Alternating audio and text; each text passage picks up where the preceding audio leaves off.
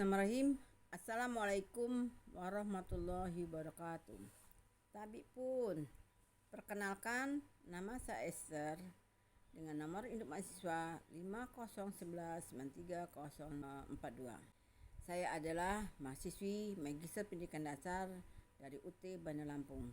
Saya akan memaparkan diskusi 8 sesuai perintah atau pertanyaan dan juga akan menganalisis artikel pengayaan sesi 8. Di sini saya akan mempelajari kesamaan dan perbedaan sistem tingkatan struktur sekolah serta aturan pengelolaan pendidikan dasar di negara-negara ASEAN dan Asia Pasifik berdasarkan pengalaman di SDN 1 Lehan, Kecamatan Bumi Agung, Lampung Timur dengan merujuk pada artikel pengayaan sesi 8 dan sumber terkait.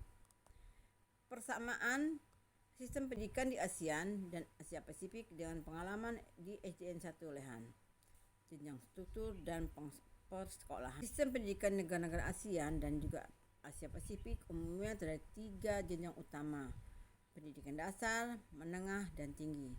Pendidikan dasar biasanya berlangsung selama 6 tahun, diikuti oleh pendidikan menengah selama 6 tahun, terbagi menjadi menengah pertama dan menengah atas. Seperti juga diterapkan di Indonesia termasuk SDN 1 Lehan. Di SDN 1 Lehan, jenjang pendidikan dasar yang terdiri dari kelas 1 sampai kelas 6 juga sesuai dengan struktur umum di kawasan tersebut. Meskipun ada beberapa negara seperti Laos, Vietnam, dan pendidikan dasar di Myanmar hanya mencakup selama 5 tahun. Kebijakan pengelolaan pendidikan dasar. Kebijakan umum yang diterapkan di negara-negara ASEAN dan Asia Pasifik meliputi pemberian beasiswa bagi siswa berprestasi yang kurang mampu, pengembangan kurikulum yang relevan dengan kebutuhan pasar kerja, serta pelatihan guru untuk meningkatkan kualitas pengajaran. Di ASEAN 1 Lehan, kebijakan serupa juga mulai diterapkan seperti program bantuan biaya pendidikan pelatihan guru untuk meningkatkan kompetensi walaupun implementasinya masih perlu ditingkatkan. 1. Fokus pada kualitas dan pemerataan pendidikan. Negara-negara seperti Singapura dan Malaysia menekankan pemerataan kualitas pendidikan dan dukungan finansial kepada guru dan sekolah yang menjadi faktor dalam keberhasilan sistem pendidikan mereka.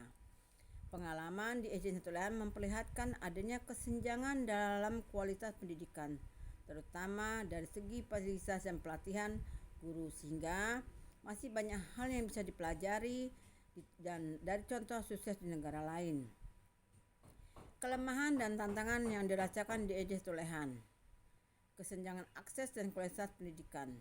Seperti halnya banyak negara anggota ASEAN lainnya, Indonesia termasuk SDN 1 Lehan mengalami perbedaan signifikan antara kualitas pendidikan di wilayah perkotaan dan pedesaan, serta adanya disparitas dalam mutu guru dan ketersediaan sumber daya pendidikan. Hal ini mempengaruhi mutu pembelajaran pencapaian siswa. Selanjutnya kebutuhan reformasi kurikulum dan pelatihan guru. Pengembangan kurikulum yang adaptif terhadap tuntutan zaman dan peningkatan pelatihan guru menjadi hal penting juga diupayakan di SDN 1 Lehan agar pendidikan yang diberikan lebih relevan dan berkualitas. Hal-hal penting dari artikel pengayaan sesi 8 bahwasanya studi komparatif sistem pendidikan di ASEAN dan Asia Pasifik memberikan wawasan tentang kekuatan dan kelemahan masing-masing negara pengelolaan pendidikan dasar. Perbedaan sistem pendidikan dipengaruhi oleh faktor budaya, sejarah, dan kebijakan nasional yang berbeda-beda. Masalah paling besar yang muncul adalah sulitnya mendapatkan pendidikan, perbedaan mutu pendidikan di berbagai wilayah, dan keterbatasan fasilitas serta tenaga pengajar. Cara yang dilakukan mencakup perbaikan kurikulum, peningkatan pelatihan bagi guru, penambahan dana untuk pendidikan, serta kerjasama antara negara-negara ASEAN guna meningkatkan kualitas pendidikan secara menyeluruh. Kesimpulannya, sistem jenjang dan struktur persekolahan serta kebijakan pengelolaan pendidikan dasar di negara-negara ASEAN dan Asia Pasifik memiliki banyak persamaan dengan yang diterapkan di EDN 1 Lehan, terutama dalam hal jenjang pendidikan dasar selama 6 tahun dan kebijakan pemberian pelatihan guru di sekolah.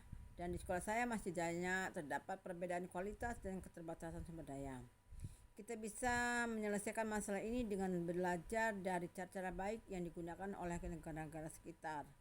Dengan begitu, setiap guru di EDN 1 Lehan bisa dapat berkontribusi dalam meningkatkan kualitas pendidikan melalui penerapan kebijakan metode pembelajaran yang adaptif dan inovatif.